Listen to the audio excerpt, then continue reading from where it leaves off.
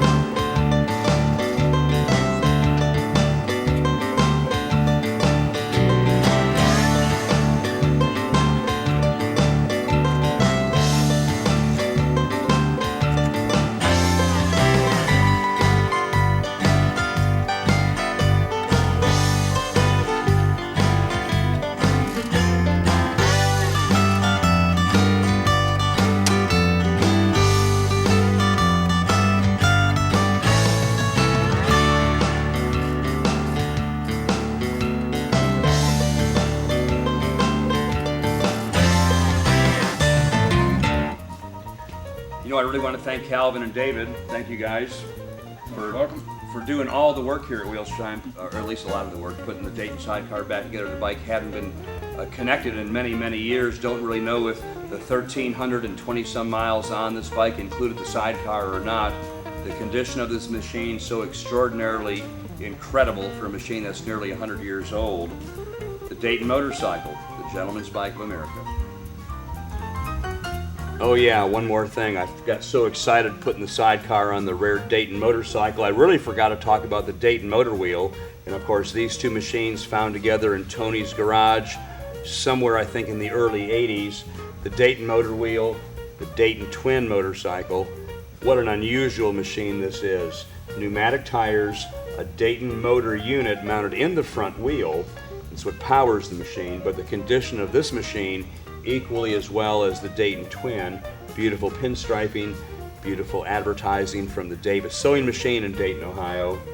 I think it's probably one of the only Dayton motor wheels around. The Dayton motorcycle, I think there's maybe only 6 or 7 in the world. To find a pair of bikes like this in such extraordinary condition with such an extraordinary story, it's a real treasure right here at Wheels Through Time.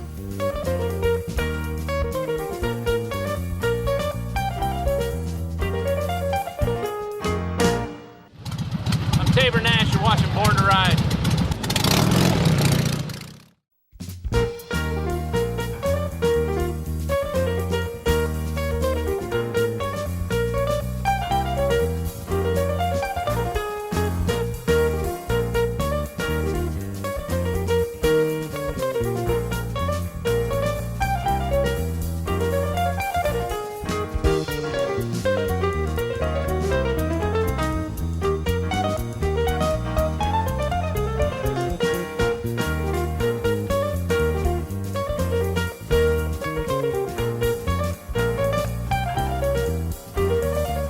Hey, Dale here from the Time Machine, going to talk about rare Indian racing motorcycles today. Of course, back in the early day of American racing, board tracking and dirt tracking was all the rage. The really major manufacturers were leading the field of competition. The Indian motorcycle certainly until 1914. Harley-Davidson actually didn't have a racing department until late 14.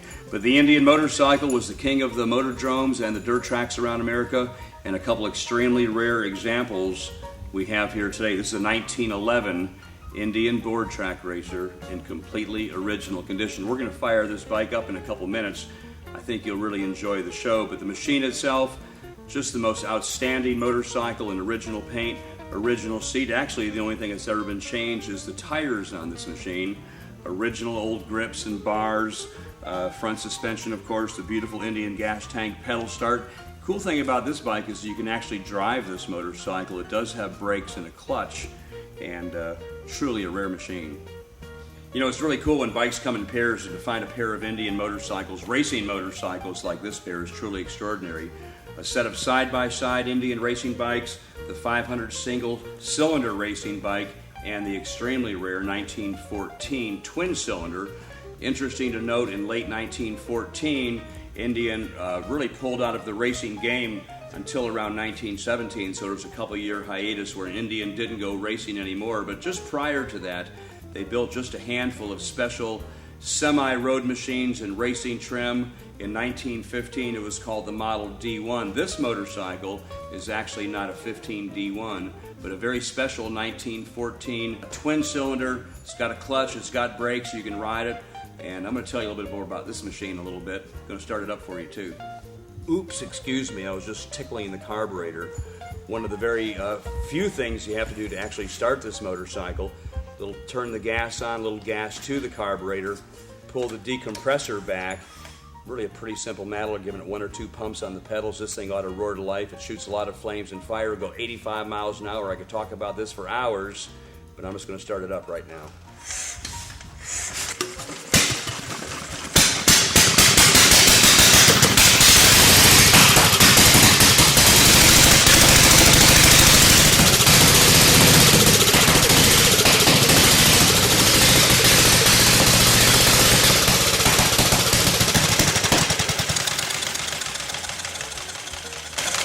You know, if you think you can't ride or race one of these motorcycles, you're wrong, because if you belong to the Antique Motorcycle Club of America, go to the Wauseon, Ohio, Davenport, Iowa. You can race these old bikes on a half-mile track. Pretty exciting to see a dozen rare machines of early years, very valuable machines, just getting it on the track. These guys have more fun than a barrel of monkeys. 1911 Indian. You know, I've really never seen an Indian racing motorcycle, especially nearly a 100-year-old bike, in the condition of that 1911. This 1914, a little different story to tell. It's not original paint, but I believe it was painted back in the 30s. Story has it this machine was personally owned and ridden and raced for over 30 years.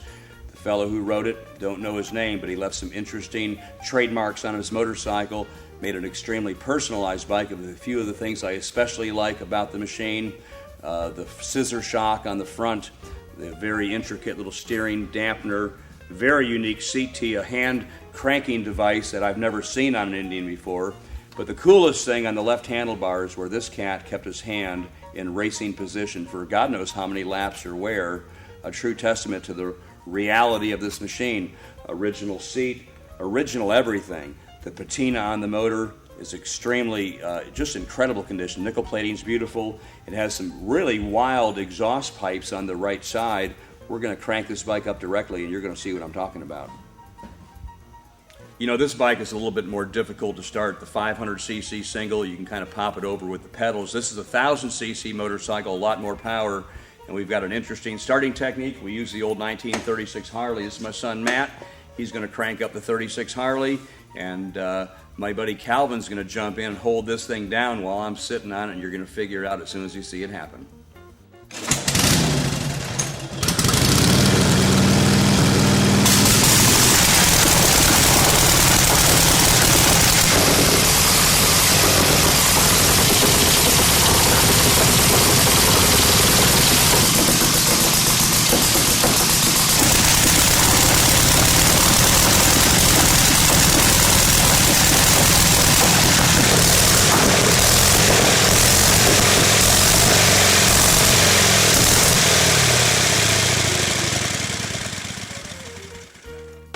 Now, if that ain't the coolest dang thing I've ever seen, it's just incredible how these people race these bikes on the board tracks and dirt tracks around America.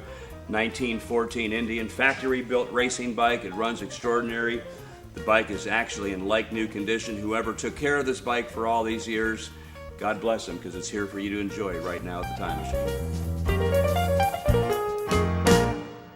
It's Mike Tuttle from American Chopper, and you're watching Born to Ride TV.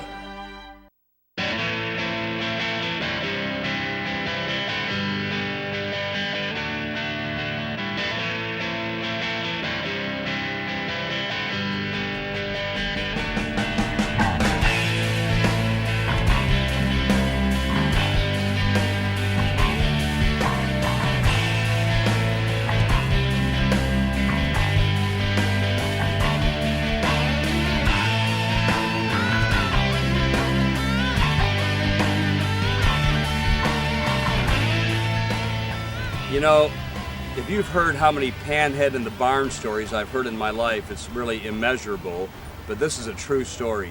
Had a visitor come by Wheels Through Time probably about 3 years ago and told me about an old 55 Panhead with a sidecar stuffed in a barn north of Chattanooga, Tennessee, and the owner was in bad health, and probably a year later I got that phone call and went down to visit the family who decided to sell the bike, had it in an old crusty garage, had to cut a great big tree down to get it out. That was a lot of fun, but what was even more fun is when Matt Olson and I discovered the engine was stuck and overhauled the engine on this bike in about a day and a half. In fact, we've done some programming on the Time Machine on rebuilding this bike. It's some pretty interesting programming. The result, a perfect running 55 Panhead with a sidecar in Hollywood green, trimmed in yellow, 17,900 miles on the machine, and it runs perfect now. Didn't when we found it. And what a bike it is. You know, in 1955, Harley kind of redesigned the Panhead motor and installed the Timken bearing on the left crankcase, which they used for many years, made a few other upgrades in style and design.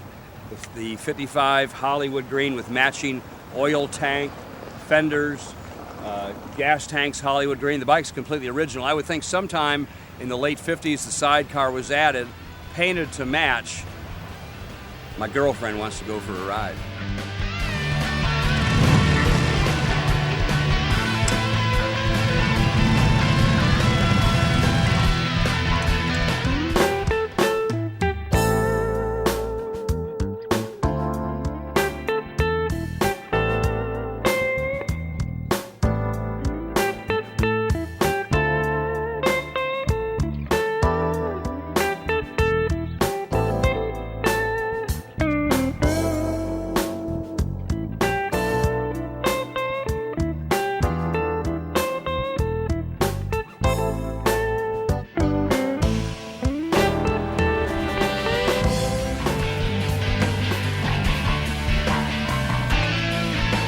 Like old Shiloh is eyeballing those ducks, but they never give us any trouble here. Neither does this 55 Panhead. And God, I love this bike. Ridden it all over these mountains. Works flawlessly, giving a lot of people rides in this bike. But my favorite ride with my dog Shiloh